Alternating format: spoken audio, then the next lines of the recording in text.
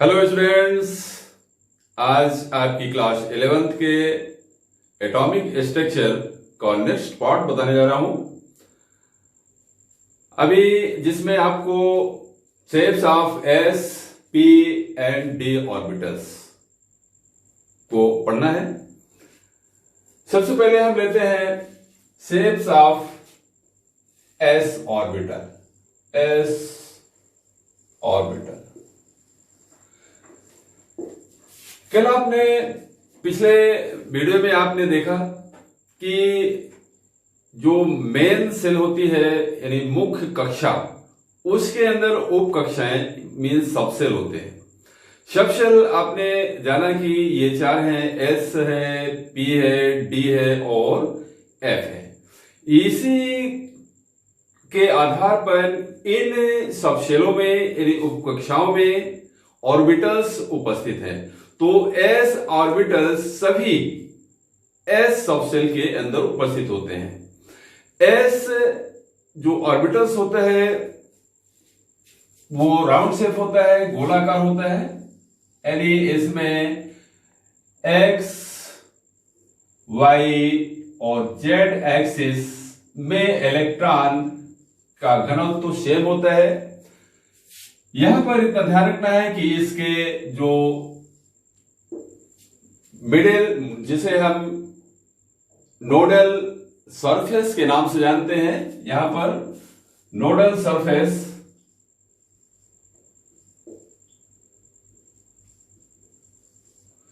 यहां पर इलेक्ट्रॉन के पाए जाने की प्रोबेबिलिटी लगभग 0 होती है, शून्य होती है। यद्यपि सभी एस ऑर्बिटल्स, चाहे वो 1s हो, 2s हो, 3s हो या अन्य कोई भी s हो, सभी के शेप सेम होते हैं, मतलब राउंड शेप होते हैं, बट साइज और डिफरेंट, उसके आकार अलग अलग होते हैं। अब इसके बाद जो सेकंड नंबर में आता है पी ऑर्बिटल्स।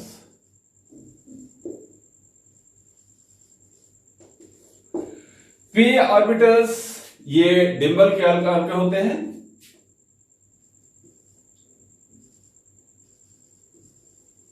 डिंबल आकार के होते हैं, शेप यानी डमरू के आकार के होते हैं। यहां पर जो डिंबल होता है इसका ये, जिसको हम नोडल एक्सिस या नोडल प्लेन कह सकते हैं, ये नोडल प्लेन है या नोडल एक्सिस भी कह सकते हैं इसको। यहां पर इलेक्ट्रॉन के पाए जाने की प्रोबेबिलिटी, प्रायिकता लगभग 0, शून्य होती है।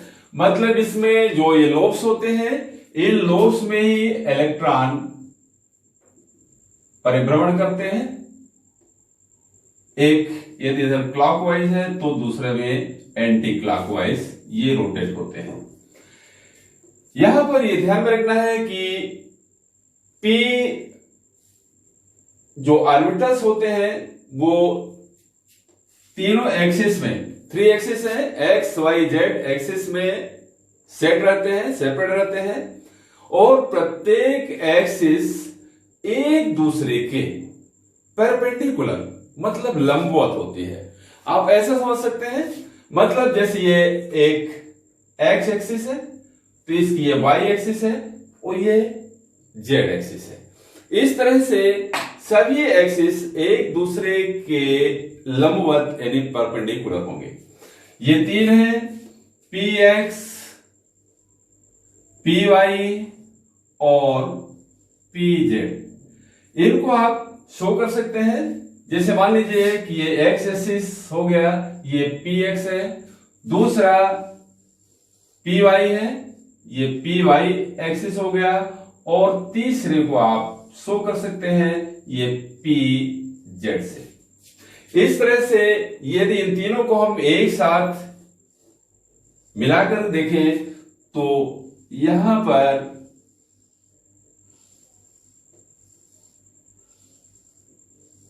ये पी एक्स पी वाई और पी जेड ये 3 एक्सिस में सेपरेट हैं। इस तरह से ये पी ऑर्बिटल 3 होते हैं, पी एक्स, पी वाई और पी जेड। ये डिंबल के आकार यानी डमरू के आकार के होते हैं। अब थर्ड नंबर में आता है D orbitals.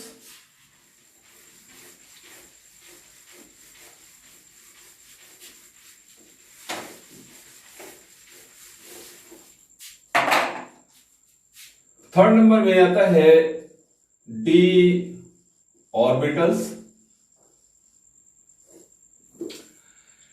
D orbitals double dumbbell आकार के होते हैं और ये 5 होते हैं। ये डबल डिंबल शेप, ये डबल डिंबल शेप यानी डबल डमरू के आकार के होते हैं और ये 5 होते हैं। इनसी की संख्या 5 है। ध्यान रखना है, यहां पर इस तरह से ये होंगे, डबल डिंबल होगा। इसमें क्रमशः एक चीज ध्यान में रखना है कि जैसे ये डी, इनके नाम है डी एक्स वाई, ये नंबर 1 में हो गया। दूसरा है डी वाई जेड, ध्यान रखना, इसको नोट भी कर लेना है। तीसरा है डी एक्स जेड। चौथा है d x square y square और 5वें नंबर में आता है डी जेड स्क्वायर। अब इनको थोड़ा सा आप समझ लें। यहां पर ये जो 3 d x y, d y z और डी एक्स जेड, इनके जो लोब्स हैं, ये पालियां हैं, ये अपने एंगल्स मतलब एक्सिस से लगभग 45 डिग्री का एंगल्स बनाते हुए सेट रहते हैं। अब इनको आप ध्यान दें। और जबकि ये दो d x square y square और डी जेड स्क्वायर अपने ही एक्सिस पे सेंट्राइज रहते हैं, संकेंद्रित रहते हैं। अब इनको आप समझ लें कैसे बनाएंगे। देखने में यद्यपि आपको यदि बुक्स में देखेंगे या कहीं अन्य जगह फिगर देखेंगे तो आपको उनका डिफरेंट समझ में नहीं आएगा, लगेगा कि सेम है।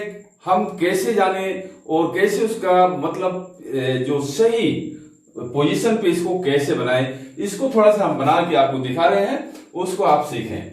सबसे पहले हम डी एक्स वाई को लेते हैं यानी नंबर 1 में। यहां पर देखें, यदि हम यहां पर ये एक्स एक्सिस और इसको हम ये वाई एक्सिस मान लें, क्योंकि जेड एक्सिस अंदर तरफ है तो उसको यहां पर शो करना पड़ेगा, वो बना नहीं जा सकता बोर्ड में। बट एक्स एक्सिस और वाई एक्सिस आप देख सकते हैं। यहां पर ये एक्स एक्सिस का यदि डी एक्स वाई है तो इनके लोब्स इनसे एक्सिस से 45 डिग्री का कोण बनाता हुआ एंगल्स में ये सेट रहती हैं लोब्स यानी पालियां। इसी तरह से वाई से यहां पर ये और ये। अब आप देखें, ये हो गया डी एक्स वाई। अब आप दूसरे नंबर पे देखें, सेकंड है d y z. D y z मतलब यहां पर ये एक्स एक्सिस आप बना लें, एक्स, ये वाई एक्सिस बना लें और ये जेड एक्सिस बना लें। यदि एक्स है, ये वाई है, ये जेड है। अब इस जेड को चूंकि अंदर तरफ है, सभी एक दूसरे के परपेंडिकुलर हैं चूंकि एक्सिस, तो यहां पर अब जेड और वाई के जो बीच में यानी 45 डिग्री कोण बनेगा, अब उसको आप कॉपी में लगभग इस तरह से शो करना होगा। यहां पर आपको देखने पे सेम लगेगा लेकिन बिल्कुल ये डिफरेंट है। अब आपको ये डिफरेंट समझ में आ रहा होगा। ये हो गया dy z। थर्ड नंबर में, तीसरे नंबर में dx z है। अब यहां पर ये x एक्सिस, ये y एक्सिस और ये z एक्सिस हम मान लेते हैं। अब यहां पर ये x और y के बीच में 45 डिग्री में सेट होगा।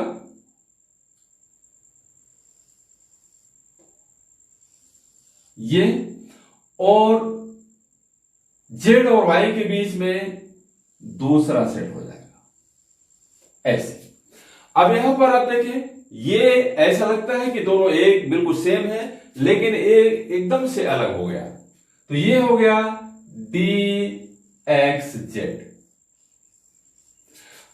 अब जो चौथा और पांचवा है उसको आप ध्यान दें।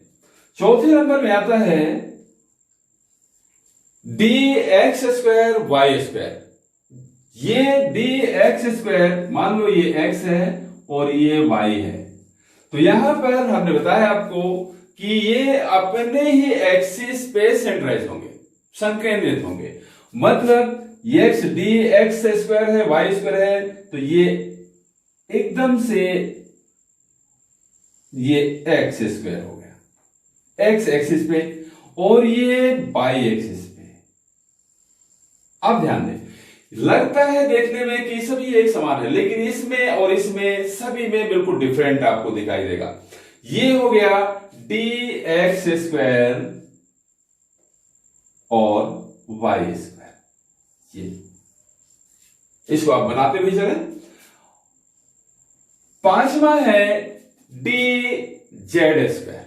अब यहां पर ध्यान दें, यहां पर ये एक्सिस हमने बनाया x, हमने बनाया ये y, और ये आपका z एक्सिस है। यहां पर एक जो लोब्स होगा, एक पॉली होगी, वो z के सेंटर मतलब एक्सिस पे ये हो जाएगी, एक्सिस पे, और एक जो अदर पॉली है वो z पे सेंट्राइज हो जाएगा। मतलब इस तरह से आपको ये दिखाई देगा। ये होगा dz स्क्वायर। इस तरह से आप d ऑर्बिटल्स को बड़ी आसानी से आप इसको बना सकते हैं, और इनमें डिफरेंट भी आपको दिखाई देंगे। तो इस तरह से यहां पर s p d ऑर्बिटल्स के शेप आपको मालूम होंगे। अब यहां पर थोड़ा सा इसको आप नोट कर लें या बना लें। एक चीज हम आपको s p d और f जो ऑर्बिटल्स है यहां पर लिखा हुआ है, ये f ऑर्बिटल के बारे में बताएं कैसे। क्योंकि ये वेव्स है, ये वेव्स के रूप में जब इलेक्ट्रॉन रोटेट होता है तो जो न्यूक्लियस के चारों ओर जो मुख्य कक्षाएं होती है, उनके कक्षक के ऊपर नीचे दाएं बाएं यानी इंटरस्टाइटल स्टेज पे अंतराकाश में वो किसी भी तरफ जा सकता है। उसी के आधार पर इनके ये लोब्स तैयार होते हैं और ये एक्सिस, सेल्स, सब सेल्स और ऑर्बिटल्स बनते हैं। तो अब यहां पर हम एक साथ में इनको आपको दिखाएं तो शायद ज्यादा क्लियर हो जाएगा थोड़ा सा।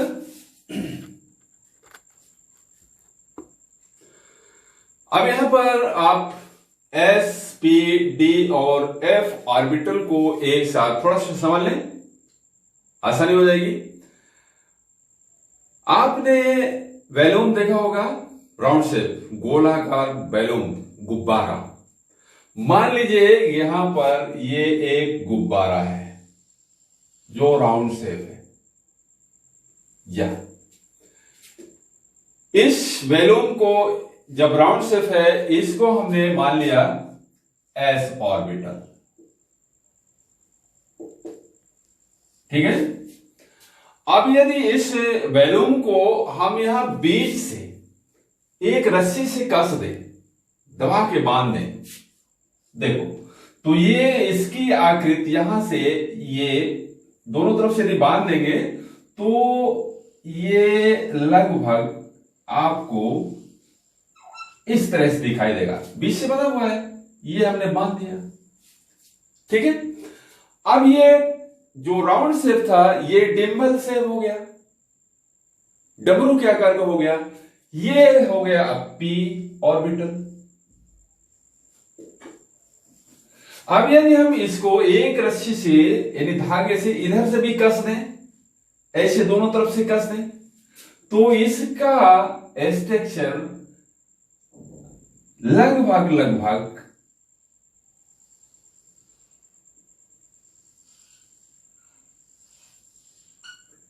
लगभग इस तरह से हो जाएगी।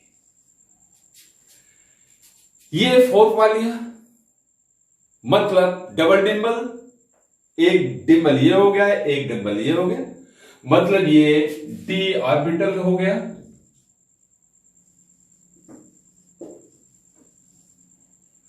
अब यदि इसको हम फिर से इन लोब्स को, पालियों को फिर से कस दें, फिर से, तो इसकी जो आकृति होगी, शेप होगी, वो लगभग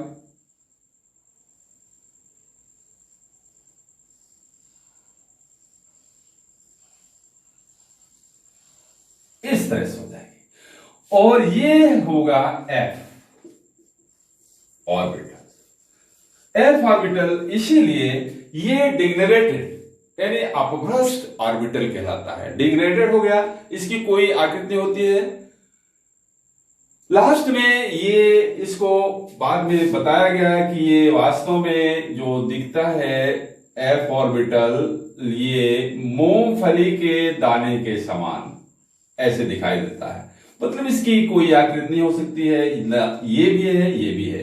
तो इस तरह से यहां पर आप यदि एक बैलून से आप एस, पी, डी और एफ के स्ट्रक्चर को जांचना चाहें या बनाना चाहें या अपने ब्रेन में सेव करना चाहें तो बड़ी आसानी से सेव कर सकते हैं। मतलब एस ऑर्बिटल राउंड शेप गोलाकार होगा, पी ऑर्बिटल्स डिम्बल के आकार को हो गया, हमने यहां से एक धागे से कस दिया।